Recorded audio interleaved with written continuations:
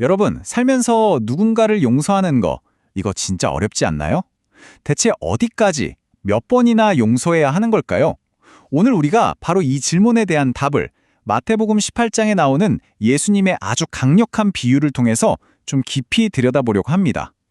우리가 받은 용서가 얼마나 큰지, 그리고 그 용서가 우리 삶에 무엇을 요구하는지에 대한 정말 놀라운 이야기입니다. 자, 그래서 오늘 이야기는요, 크게 5부분으로 나눠서 살펴볼 거예요. 먼저 베드로의 질문으로 시작해서요, 왕이 베푼 상상을 초월하는 자비를 보고 또 용서받은 자의 충격적인 행동을 따라가 볼 겁니다.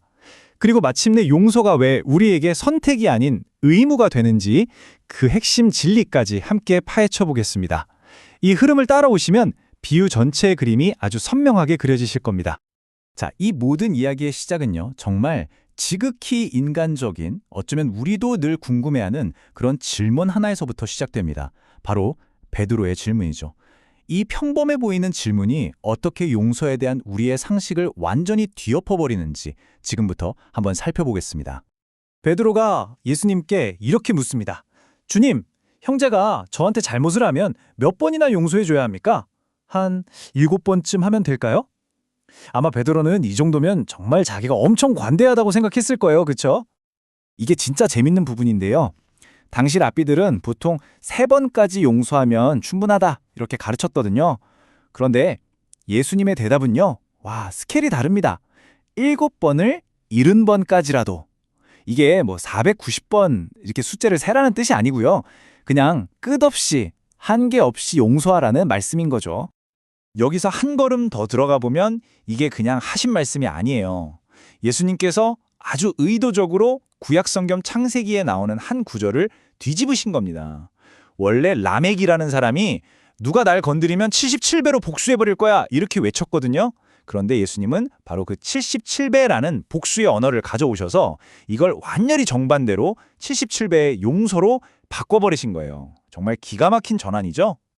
자, 그럼 이제 본격적으로 비유 이야기 속으로 한번 들어가 보겠습니다. 첫 번째로 등장하는 종이 나오는데요. 그가 짊어진 빚이 정말 상상을 초월합니다. 이야기는 바로 이 숫자 1만 달런트에서 시작됩니다. 여러분, 1만 달런트, 이게 대체 어느 정도의 돈일까요? 이게 어느 정도냐면요. 당시 화폐 단위 중에 제일 큰 게 달란트였어요.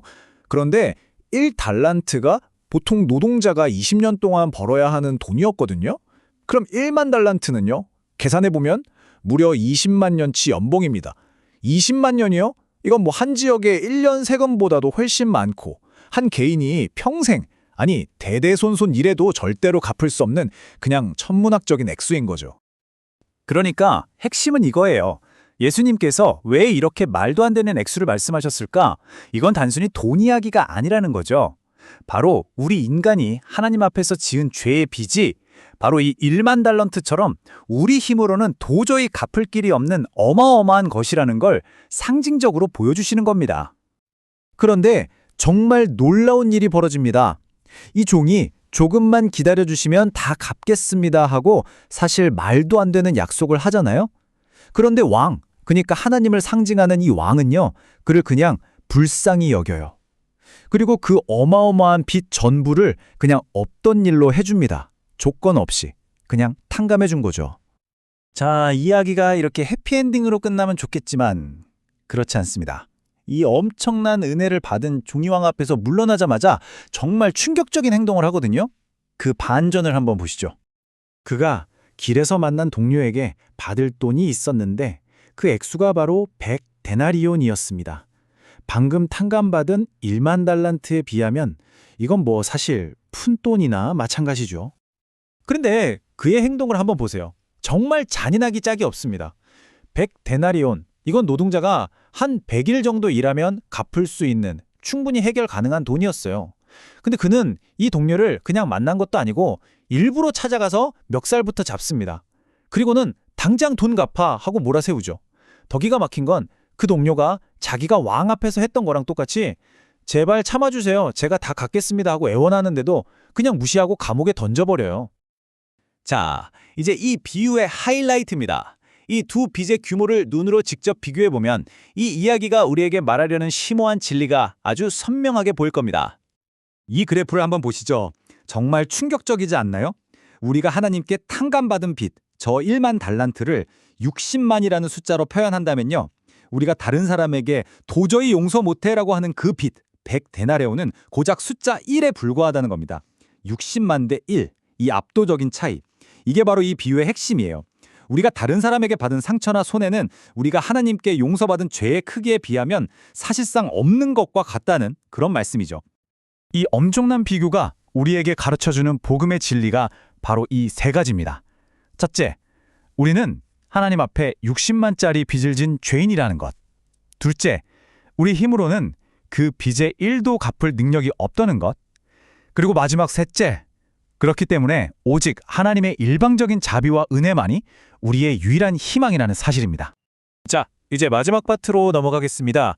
그렇다면 이 엄청난 비유가 오늘을 살아가는 우리에게 구체적으로 무엇을 요구하고 있을까요? 그 적용점을 한번 명확하게 짚어보겠습니다.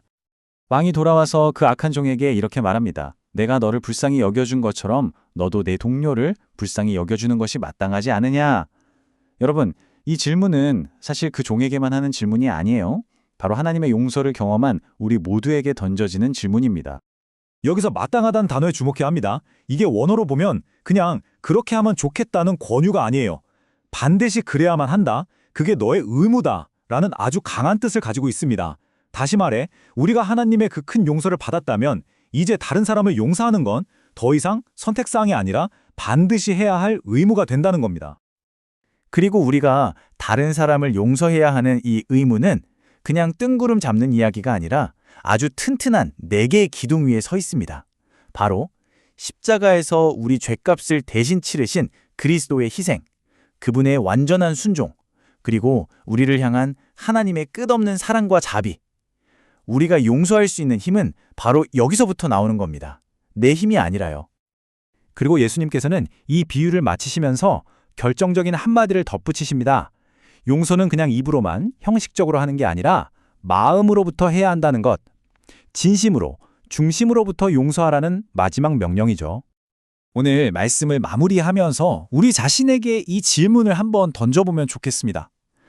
나는 과연 하나님께 받은 그 60만 대 1의 용서, 그 값을 매길 수 없는 은혜의 가치를 정말로 기억하면서 살아가고 있는가?